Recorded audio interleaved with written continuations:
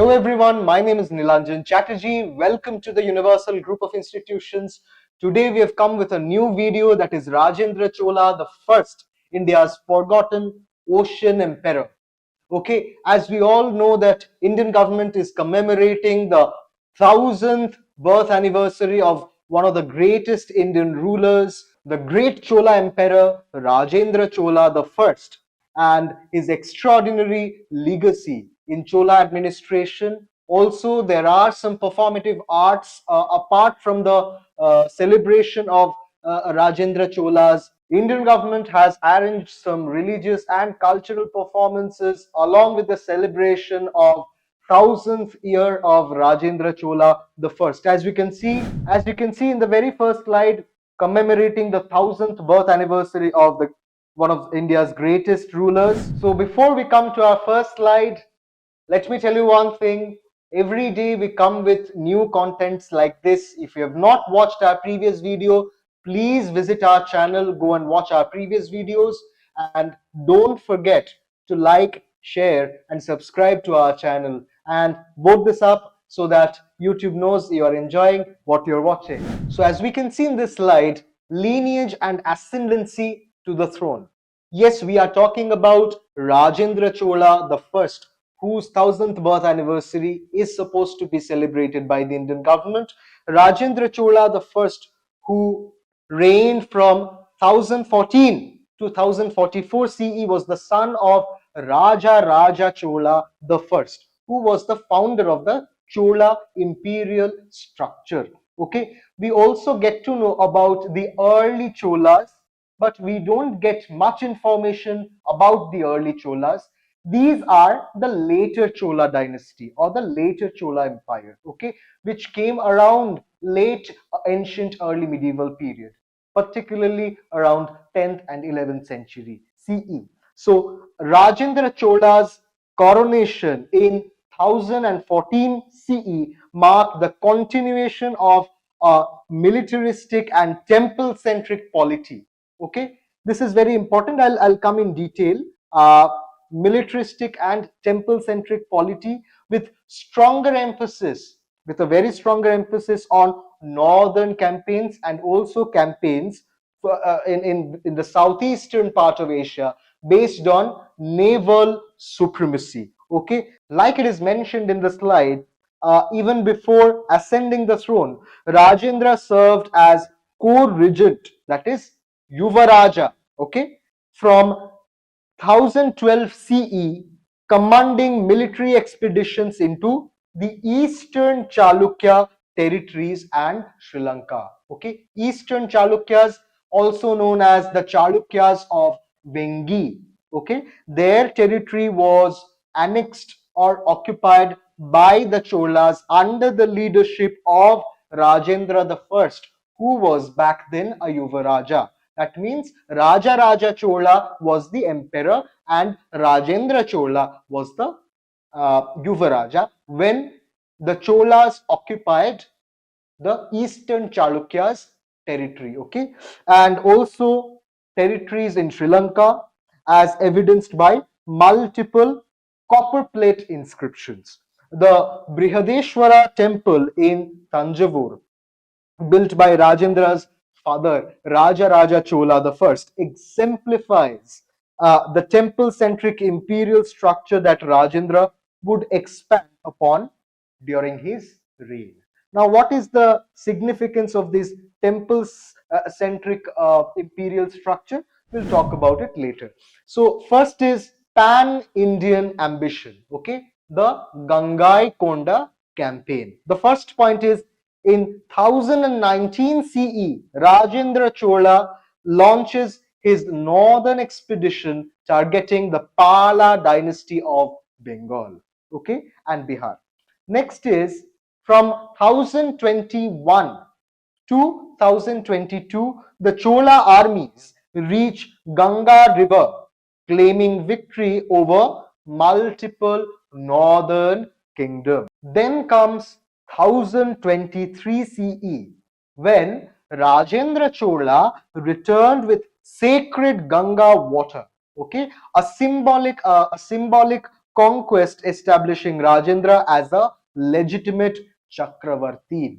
Okay, Chakravarti means a universal ruler. Okay, someone who can overpower the entire universe with his rulership capacities. Okay, the Tirumalai rock inscription and Kalingattuparani eulogize this campaign of Rajendra Chola, which was designed to rival the northern imperial tradition of rulers like some of the famous Gupta rulers like Samudragupta and Harshavardhana.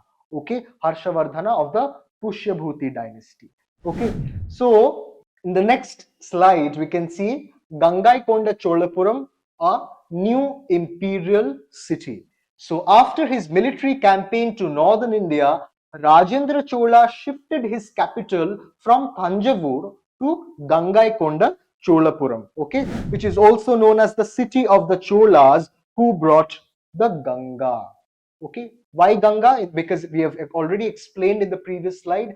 After being successful in his northern campaigns, Rajendra Chola brought Ganges water. Okay, that is why it is also it is symbolically portrayed. He is also symbolically portrayed as someone who brought Ganga to the southern part of India. Located Gangaikonda Cholapuram is located present day in Aryalur district of Tamil Nadu. Okay, the city of Gangaikonda Cholapuram was planned in accordance with the Shilpa Shastra principles. So, what are these principles? See, Shilpa Shastras were usually composed from 4th century to 12th century CE, from the age of the Guptas till the age of the Cholas and later on also. So it was a evolving, developing, constantly developing text, and the Cholas contributed to the development of that text. Okay, so what are these things maintained in accordance with the Shilpa Shastras? The first is axial symmetry in urban planning. Proper grids were maintained by Rajendra Chola while planning the urban center of Gangaikonda Cholapuram. Okay, grids means axial edges. Okay, then elaborate water tanks and irrigation systems. If you look at Chola administration, you'll see irrigation was one of the main mode of production in the Chola administrative system, because Chola administration was so decentralized, it had to rely on something very sustainable. You can't just plunder places and collect booties and run your empire. Okay, so something sustainable is required, and that is why the Chola rulers, specifically Raja Chola and Rajendra Chola, relied so much on agrarian economy, okay, particularly irrigation system. And that is why, although Chola administration was decentralized, it maintained certain administrative as well as revenue structures which were common, okay, in all the parts of the empire. So that is why elaborate water tanks and irrigation system, which is centralized, was one of the key features of this Gangaikonda Cholapuram. And then third point is residential quarters. Another very important point for temple functionaries. Now, I was mentioning this while discussing the previous slide that temples played an important role in the Chola administration. Why? Because we have already posted a couple of videos on Chola administration. If you have not watched it, please visit our channel and watch them carefully. I will always mention one thing, that is, Chola administration actually initiated certain categories of lands. Particularly, these categories became extremely important in the entire early medieval India.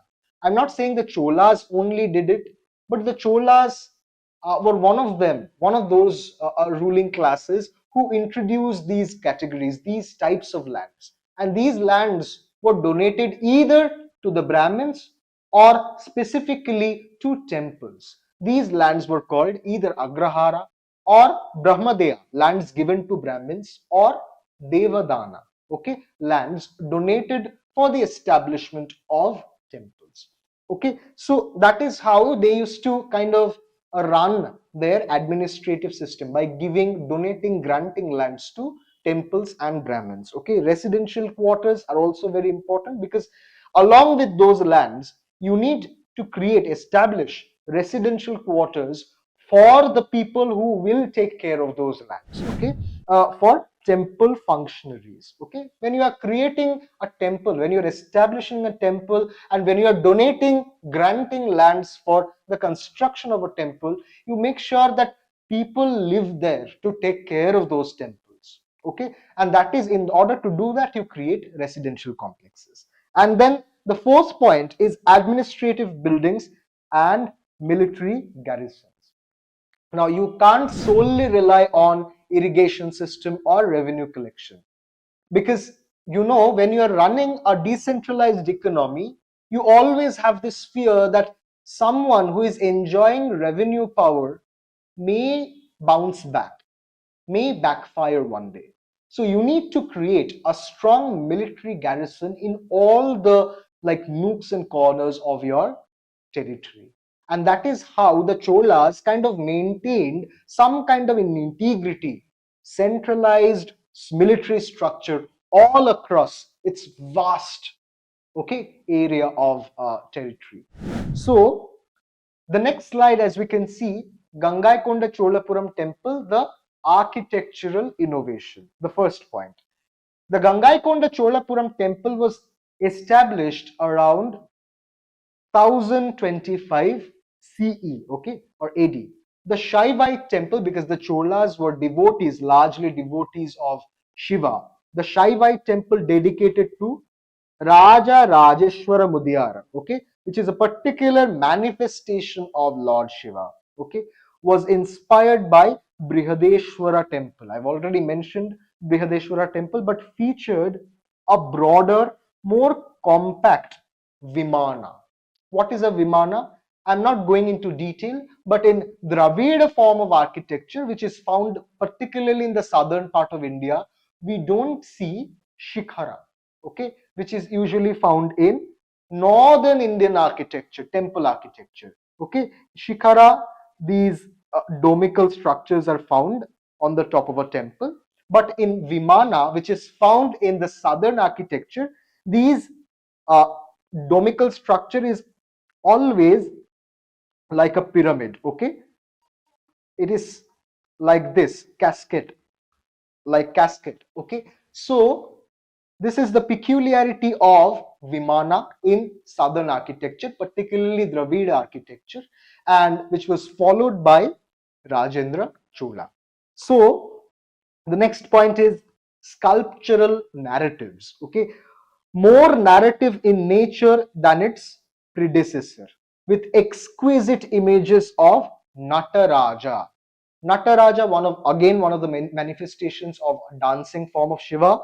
Ardhanarishwara, okay, then Bhikshatana, and unique depictions of foreign envoys and warriors. Okay, why the foreign envoys and warriors are important? Because from early medieval period we see Indian civilization, Indian kingdoms are interacting and encountering many foreign civilizations, including civilizations from Southeast Asia, civilizations from Central Asia, even Europe.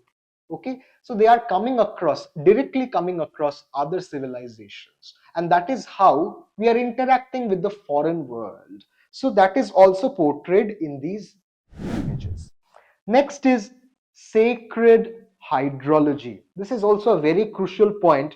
Featured an elaborate temple tank called Chola Gangam, which is found in Gangaikonda Cholapuram, named after Ganga, brought from the north. I have told you how Rajendra Chola made his campaign to North India and brought Ganges water, and that is also a symbolic manifestation of that story. Okay, that is a tank which stores water, which is symbolic of the fact that Rajendra Chola visited North India and occupied certain territories and brought Ganga to the southern part of India. Okay, emphasizing both hydraulic ingenuity and sacred geography. Okay, we call it hydraulic empire. When you are basically creating or marking your territory on the basis of rivers, okay, on the basis of some water body, okay. Some water body is becoming a sacred reference to your imperial prowess. Now, as we can see in the next slide, temple inscriptions, which is window into Chola administration. From the temple inscriptions, as students of history, we get to know about the actual facets of the Chola administration. The temple contains numerous inscriptions in Tamil and Grantha, covering a range of administrative, economic, and ritual activities. What are these things? Let's come in detail. First is details of land grants from both royal and private patrons. Okay. Then the second point, lists of village names, boundaries, and tax arrangements. Okay. For example, Karai or Karahi, Irai, Irahi, and Kudimai. Okay, these are the kinds, the different types of tax arrangements which were available across the Chola territory. Then comes salaries of temple dancers, because temples are becoming important from the Chola period onwards. So temple dancers, Devadasis, Dasis, that means the servers of Deva, that is God, women who serves the god, then priests, that is archakas, and treasury officers, okay, their salaries. These are very well documented in these historical literature. Historian R. Nagaswamy, one of the pioneers, and of course K. Nilakanta Shastri emphasized that these inscriptions reveal a highly systematized temple bureaucracy. Okay, it allowed the temple authority to take care of their own religio-political structure, okay, where temples acted as both economic engines. You understand the point, because temple itself themselves are creating their own economic structure, and of course ideological instruments, which is religious as well as political in nature. Now comes Chola temple urbanism. When you are saying Chola administration is decentralized, on the other hand, it did have some centralized apparatus like military system, etc. You can't rely on complete decentralization if you want to, sustain an imperial, a monarchical structure. So there has to be some governmental, like centralized authority. But on the other hand, decentralization is also required. So what is the possibility? So you allow certain decentralized rulers and kingdoms to enjoy certain amount of power sitting under your command. Okay. And apart from that decentralization, theocratic governance model played a very important role. How to unite the entire Chola kingdom? Let's talk about it. First of all, religious center, sacred space of for worship and ritual performances dedicated to Lord Shiva, because I have already told you the primary deity of the Cholas was Shiva. I'm not saying the Cholas were solely worshippers of Shiva, but one of the primary deities was Shiva. Then, economic hub housed granaries along with the temples, banks, and managed vast agricultural lands. Okay. Then judicial authority. Temples contained judicial chambers.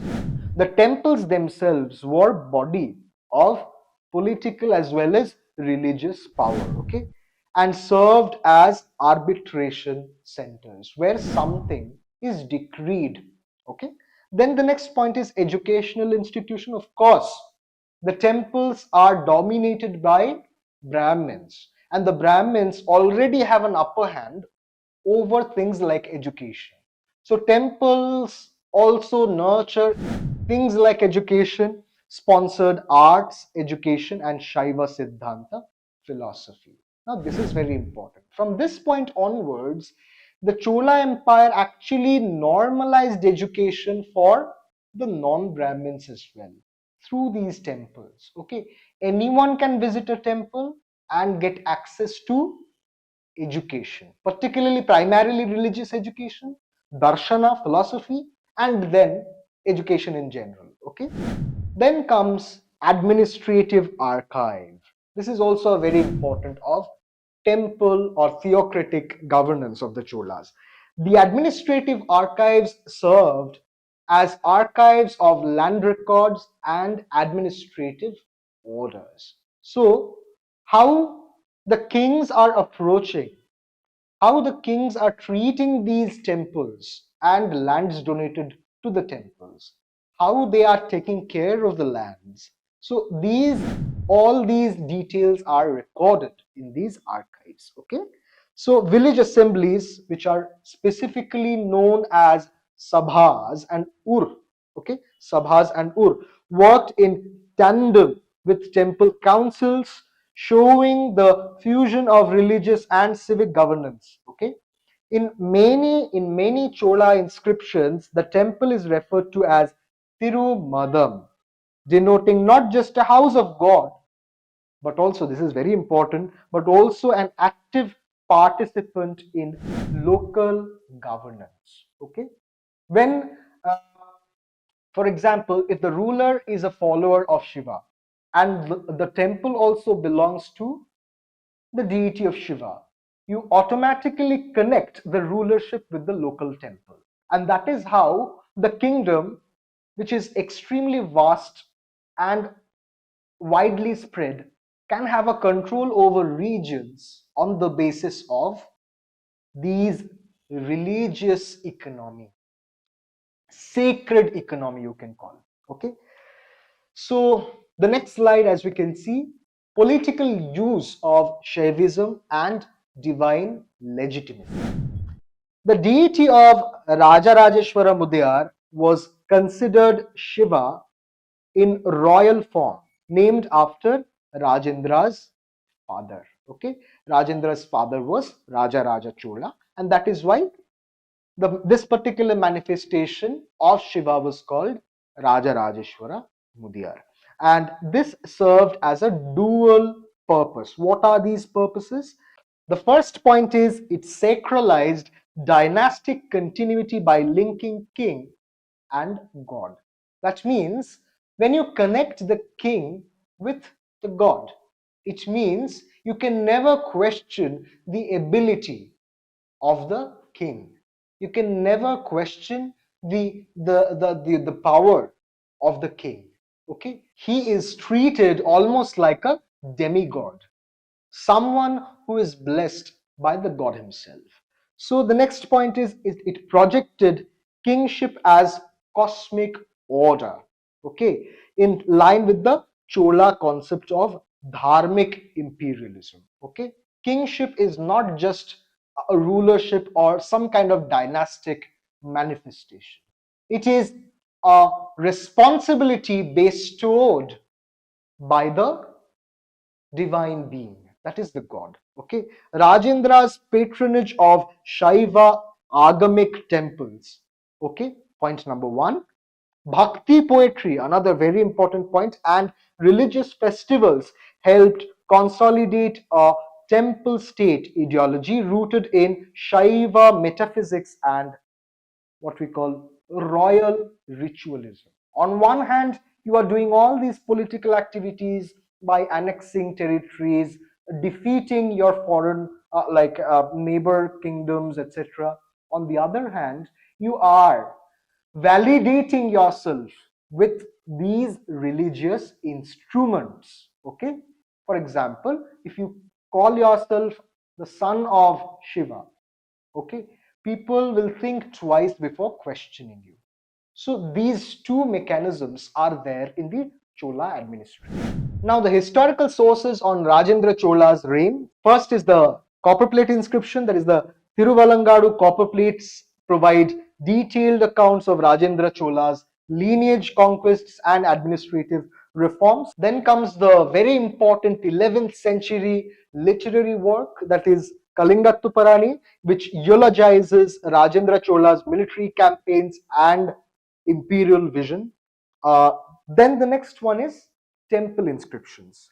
There are multiple temple inscriptions. For example, Chidambaram temple inscription, Kanchipuram temple inscription, Gangaikonda Cholapuram document administrative details and religious patronage. Okay, these are the important sources. Apart from that, we have archaeological evidence. As the Archaeological Survey of India has discovered epigraphy and material context to textual records, which helps us to understand the situation with modern scientific approach. Okay, foreign accounts also, particularly Chinese Buddhist pilgrims and Arab traders, indirectly support the notion of Chola naval prominence during this period.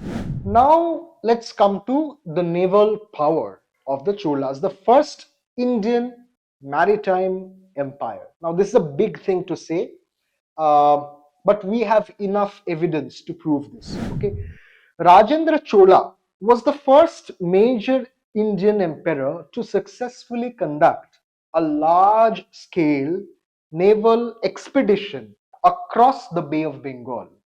Okay, his naval invasion of Southeast Asia, particularly the Malacca region, okay, in 1025 CE marked a watershed in early medieval Indian maritime history. The expedition was carefully planned and launched from Nagapattinam, a major port on the Coromandel coast. The Chola fleet consisted of specially built warships capable of carrying infantry, cavalry, and siege engines. Okay, like I've already mentioned, Malay archipelago, the entire Malacca region and Malay Peninsula, it became a part of the Chola territory during Rajendra Chola's reign. Now let's come to the conquest of the Srivijaya Empire that took place in 1025 CE. The first point, target selection. The Chola navy under Rajendra Chola I targeted the powerful Srivijaya Empire, a Buddhist thalassocracy controlling the straits of Malacca. I've I've already told you, with centers in Palembang, which is modern Sumatra, Kedah, which is in Malaysia, and Tumasik, which is in Singapore, modern Singapore. Okay, then the military campaign. Okay, the Tanjavur inscription record that the king of Kadaram, which is the king of Kedah, which is located here in the Malay Peninsula, Malaysia, was seized and the capital sacked by the Chola king. The phrase Kadaram Kandarulia Rajendra, that is Rajendra who took Kadaram, that is Kedah, became one of his titles, one of the titles of Rajendra I. Now let's come to the third point, that is the extent of conquest. Around 13 port cities were attacked, okay, including Srivijaya, Pannai, Malayur, Mayurudingam, Ilangashoka, Mapappalam, and Kalaitakolam, okay, suggesting deep penetration into Malay Peninsula. Then comes the final point, that is economic impact of the conquest of Srivijaya Empire. The invasion disrupted Srivijaya's monopoly. This is very important. Why? Because it disrupted Srivijaya's monopoly over the Indo-China maritime trade. Okay, allowing Tamil merchant guilds to establish a stronger regional presence. And so that is how Tamil Nadu came to prominence in the early medieval period. Okay, then comes economic motivations. Okay, Tamil merchant guilds and trade. Tamil merchant guilds such as the Ayavole 500, which is also known as the Ailuruvar, the Manigramam, and of course the Nanadesis were active across the Bay of Bengal and Southeast Asia, which became a colony of the Cholas. Okay, inscriptions from Barus, which is in Sumatra, and Takuapa, which is in Thailand, record the presence of Tamil merchants and building of Chola style temples and shrines, even in Southeast Asia. Okay, the military conquest was followed by commercial expansion. Chola ports like Kaviripatnam, Pumpuhar, Nagapatnam, and Kadalur witnessed increased trade in textiles, spices, pearls, and horses, which are also known as luxury. Okay, maritime historians such as Kenneth Hall and D.G.E. Hall argue that the Chola naval campaign was intended to assert control over sea lanes rather than establish territorial colonies. The main intention was not to overpower Srivijaya kingdom, but to overpower the trade route associated with the Srivijaya kingdom. Okay, it is not about expanding your military power. It is about creating an economy based on the trade routes. Okay, a sustainable economy. And that is why the Chola Empire structurally was such a visionary empire. So now the next point, that is religious and cultural diplomacy.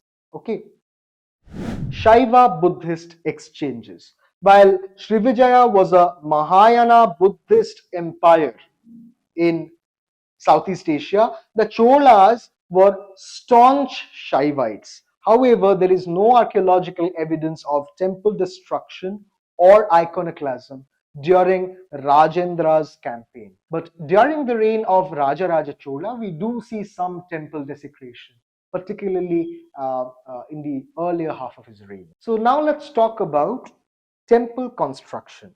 Tamil inscription in Southeast Asia show that the Shaiva temples were built or patronized in a diplomatic framework rather than imposed through violent cultural conquest. Okay, so which is understandable because the main intention was not to overpower the people of Java, Sumatra, that region, but to create some kind of a hegemony over the trade route. Correct. So religious tolerance is the next point. Okay, in Nagapatnam, Rajendra permitted the construction of a Buddhist vihara by the Shailendra kings of Java, showing mutual cultural respect. This is very crucial. You have to acknowledge it.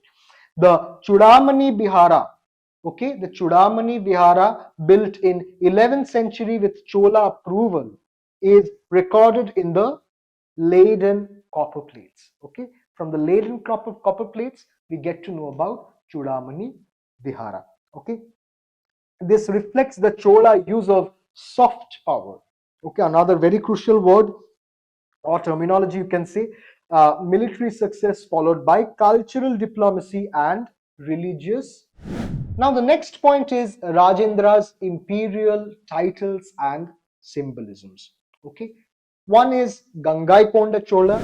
Okay, the Chola who brought the Ganga, commemorating his northern expedition to the Gangetic plains. Then Kadram Chola, the Chola who conquered Kadram, celebrating his naval victory over the Srivijaya Empire.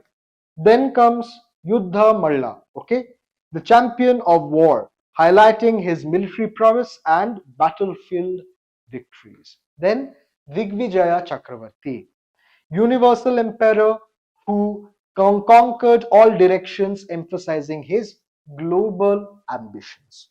In Tamil inscriptions, Rajendra Chola is also mentioned as the great king who crossed the seas, suggesting a conscious awareness of the uniqueness of his naval success. Now let's talk about the Cholas and the Bhakti movement, particularly during Rajendra Chola's reign. So Rajendra Chola the first, like his predecessors, actively supported the Shaiva Bhakti movement, which had its roots in the early medieval period, that is from 6th to 9th century CE, and reached a political apex under the Imperial Cholas. The Shaiva Bhakti tradition, particularly in Tamil Nadu, was dominated largely by Nayanars, okay, such as Appar, Sambandar, Sundarar, and later on Manikkavachakar. Okay, these like groups and their devotional hymns, for example, Tevaram and Tiruvachakam, became part of daily liturgy in temples. Rajendra's state ensured that these works were canonized, taught, and performed as a part of temple rituals. So, by empowering Bhaktism, he also questioned the established caste order where the Brahmins enjoyed ultimate superiority. So that is how Chola governance played with the caste structure as well. This is very crucial. Okay. Then temple as multifunctional institution. I've already told you, landowner holding thousands of acres of tax-free land, which is Devadana, I've already mentioned, for temple maintenance and ritual activities. Then employer paying salaries to dancers, that is Devdasis, priests, cooks, accountants, and guards. Then banking agency accepting gold, rice, and cow donations that were deposited and lent for interest. Then, of course, cultural hub, okay, organizing music, dance, and religious debates regularly. Okay. For example, the Koneri Rajapuram temple inscription from Rajendra I's reign records a gift of 90 sheep for ghee production. This is not a matter of joke. To light lamps for Shiva, an indicator of economic detail and ritual precision in temple administration. The grandeur, you can understand, you can get an idea about the grandeur followed by the temple administration, which was there during the Chola reign. Now let's talk about Devadasi system and temple arts. So Rajendra's reign saw the peak of the Devadasi system, okay, where women artists were attached to temples to perform classical dances like Bharatnatyam, early Bharatnatyam, and sing devotional hymns. Okay, this is very important. Inscriptions from Thiruvayaru, Tirukokarnam, and Gangaikonda Cholapuram list the names of Devadasis and their duties, remuneration, and of course, temple affiliation. This is not something very easy. Okay, back in early medieval period, we see proper records of these informations. Okay, these artists enjoyed social prestige and state recognition. Their art was considered a form of worship and contribution to temple rituals because they are basically devoting their expression, devoting their physicality to the Almighty, that is Shiva. Rajendra's temples had Natya Mandapas, okay, dance halls, and indicating the integration of performing arts into sacred architecture. Okay, now let's come to Aadi Thiruvathirai, the sacred festival and cosmic connection.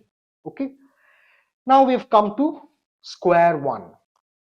First is ritual timing. This was a ritual particularly performed in the Chola temples.